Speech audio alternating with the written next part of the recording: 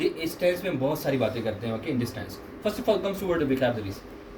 Passionate का मतलब होता है, ये तमाम विकैबुलरीज टीचर्स के लिए यूज़ होते हैं. ठीक है, आप अपने टीचर को कितनी इज्जत देते हैं, कितनी बातें उसे बताते हैं. आप क्या कह सकते हैं, मेरे टीचर इंस्पायरिंग है, पैशनेट है, डेडिकेटेड है, कमिटेड है, एंथुजियास्टिक है या एम्पैथेटिक है. ठीक है, मतलब अपने टीचर्स को आप जिस तरीके से प्यारे अच्छे अच्छे वर्ड्स बोल सकते हैं, दीज आर दोज वर्ड्स. ठीक है, these all words are for me. Okay, now comes to word. Passionate का मतलब होता है पुरजोश, बड़े पुरजोश तरीके से पढ़ाने वाले को कहते हैं passionate. He is a passionate teacher. Inspiring का मतलब होता है मुतासिर कुन. ठीक है, he inspire us very much. The teacher always inspires us. ठीक है, टीचर हमेशा इंस्पायर करते हैं. ओके, वेदर कॉलेज के हो या यूनिवर्सिटीज के हो. ओके, प्रोफेसर से जरा. एंड डेडिकेट का मतलब होता है वक्फ करना कोई भी चीज़. Teacher always dedicate is time for the student. Okay, teacher हमेशा अपना वक्त बर्बादी कर देते हैं. ओके, वक्फ कर देते हैं. कमिटेड का मतलब होता है पुरअज़्म. उसका कमिट होता है, हमेशा वो कहते हैं they have a committed that I will take to you towards a commission, I will take to you towards the doctor, I will take to you towards anything. Okay, ये हमारी कमिटेड होती है. एंथुजियास्टिक का मतलब होता है जज्बाती, पुरजोश, enthusiastic mean. ठीक है, वो ई इज एंथुजियास्टिक टीचर, वो बड़े जज्बाती टीचर हैं. ठीक है, पुरजोश हैं. एम्पैथेटिक का मतलब होता है हमदर्द. अगर टीचर में एम्पैथेटिज्म ना हो, the teacher is not a teacher. ठीक है, एम्पैथेटिक हमदर्द होना is the must for the teacher. Okay, it's must. Okay, the next thing proverb. Proverb हमारे पास क्या है? Great boast, little roast. ठीक है, ग्रेट बोस्ट का मतलब होता है कि बहुत ही ज़्यादा बड़ी बड़ी डींगे मारना, बहुत ज़्यादा बातें करना. ठीक है, लिटिल रोस्ट का मतलब होता है छोटा सा गोश्त.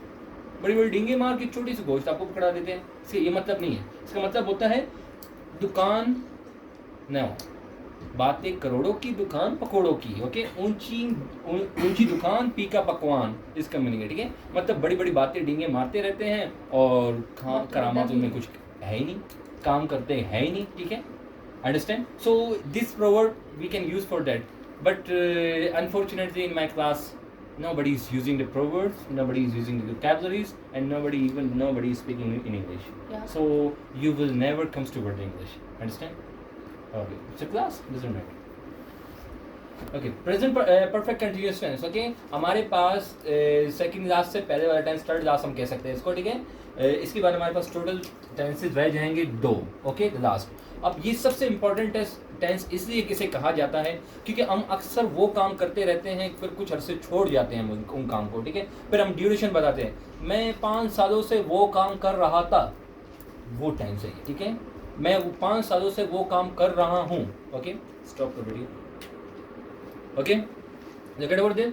We use this tense for those for उन कामों के इस्तेमाल करते हैं विच स्टार्टेड इन पास्ट, जो माजी में शुरू होते हैं, देन स्टिल गोइंग ऑन, अभी तक वो काम जारी है. ठीक है, अक्सर लोग कहते हैं मैं इतने सालों से पढ़ा रहा हूँ. ठीक है, हम अक्सर कहते हैं ना, तो हम कहते हैं मैं 10 सालों से पढ़ा रहा हूँ. इंग्लिश में हम कैसे चेंज करेंगे? How to change this tense will comes to. हम इस टेंस को पढ़ने के बाद हम जान सकते हैं कि इस सेंटेंस को हमने कैसे चेंज करना है. How to change this sentence. ठीक है, रिकॉग्नाइजेशन क्या है? रहा था, रही थी, रहे थे. जैसे प्रेजेंट कंटिन्यूअस टेंस का था तो प्रेजेंट परफेक्ट कंटिन्यूअस टेंस का भी यही आता है. ठीक है, थर्ड लास्ट टेंस का भी सेम ही आता है. हैज बीन वर्ब हमारे पास है हैज बीन, हैव बीन. ठीक है, और अच्छी हैज बीन, हैव बीन हमारे पास वैसे भी ये बीन थर्ड फॉर्म है, तो परफेक्ट में थर्ड फॉर्म लगता है, इसका ये बीन का थर्ड फॉर्म यहाँ पे आ गया. और कंटिन्यूअस टेंस में आईएनजी लगता है तो आईएनजी में इसमें लगा रहा, फर्स्ट फॉर्म पर plus ING since and for इसमें लगती है. ठीक है, हैज बीन वर्ब हमारे पास हैज बीन, हैव बीन. ठीक है, हैज बीन के साथ हम ई, शी, इट और सिंगुलर नेम यूज करेंगे, एंड हैव बीन के साथ हम यूज करेंगे I, we, you, they and plural names. ठीक है, note, first form of verb plus ING. लोग कहते हैं कि परफेक्ट टेंस है तो हम इसमें थर्ड फॉर्म यूज करें. नो, परफेक्ट टेंस में हम थर्ड फॉर्म यूज कर चुके हैं हेल्पिंग वर्ब के अंदर. ठीक है, तो जब हेल्पिंग वर्ब में थर्ड फॉर्म यूज हो चुकी है तो दोबारा हम यहाँ पे first form of verb plus ING use करेंगे, क्योंकि कंटिन्यूअस टेंस भी है. 2 टेंस को मिलाकर मिक्स टेंस जो बनती है, काम मुकम्मल भी हो चुका था और जारी भी है इस वक्त, तो हम उसके लिए क्या यूज करते हैं? Past perfect, present perfect continuous tense. Okay, third last. Okay, comes to the note, first form plus ING plus since and for. Since we use for exact time. ठीक है, हम इसको एग्जैक्ट टाइम के लिए use करते हैं, और duration of the time. ठीक है, और for we use for duration time. Exact time का मतलब मैं 2019 से पढ़ा रहा हूँ, तो एग्जैक्ट टाइम क्या है? 2019. मैं 10 सालों से पढ़ा रहा हूँ, कोई एग्जैक्ट टाइम नहीं है. कौन सी 10 साल से पढ़ा रहा हूँ? पिछले 10 साल या उससे पिछले, बीच में मैं छोड़ चुका हूँ. कंफर्म नहीं है, ठीक है, 10 साल। तो फॉर हम जो चीज़ें कंफर्म नहीं होती उनके लिए यूज़ करते हैं, एग्जैक्ट टाइम के लिए यूज़ करते हैं सेंस, ठीक है, very important thing for English language, okay.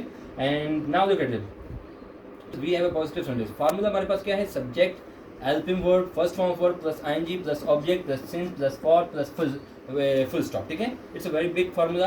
And now comes to word, they have been cooking food since 2011। अब देखिए मैं सिंस मैंने लगा दिया, साथ में मैंने कंफर्म डेट लगा दिया। अगर मैं कंफर्म डेट ना लगाऊं तो मैं फॉर लगाऊंगा, ठीक है।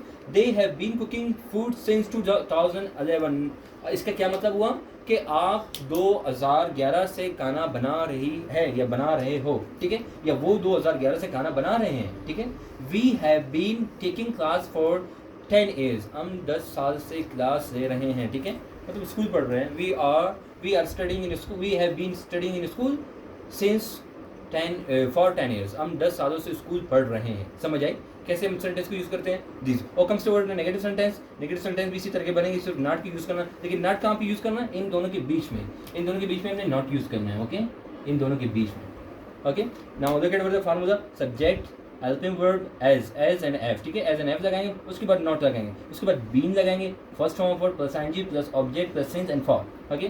दे हैव नॉट, देखिए एव और बीन के बीच में मैंने नॉट लगा दिया, ठीक है, ये इसका तरीका है, ठीक है, वरना ये गलत हो जाएगा। They have not been watching movie for 10 years, वो 10 सालों से मूवी नहीं देख रहे। जो काम हम नहीं कर रहे होते 10 सालों से तो हम बताएंगे ये, ठीक है।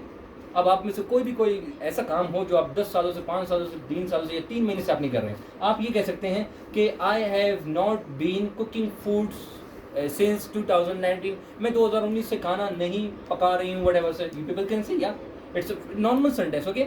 आई have not been speaking English since 2005, आप ये बोल सकती हैं कि मैं 2005 से इंग्लिश नहीं बोल रही हूँ, इसीलिए मेरी इंग्लिश अच्छी नहीं है, यू पीपल कैन से, okay. So interrogative sentence is for your homework. Interrogative sentence में आपने क्या करना है, जस्ट लुक एट इट। लेकिन इंटरोगेटिव सेंटेंस में आपने सिर्फ इस एफ को इधर लाना है और इस दे को वहाँ पे ले जाना है और नॉट को कट करना है, ठीक है। क्या बनेगा, हैव दे बीन, क्या बनेगा, have they been watching movie for 10 years, क्या वो 10 सालों से मूवी देख रहे हैं, okay. so that you have to this today's lecture we have finished, okay, and tomorrow we'll check the interrogative sentences and see you the next section.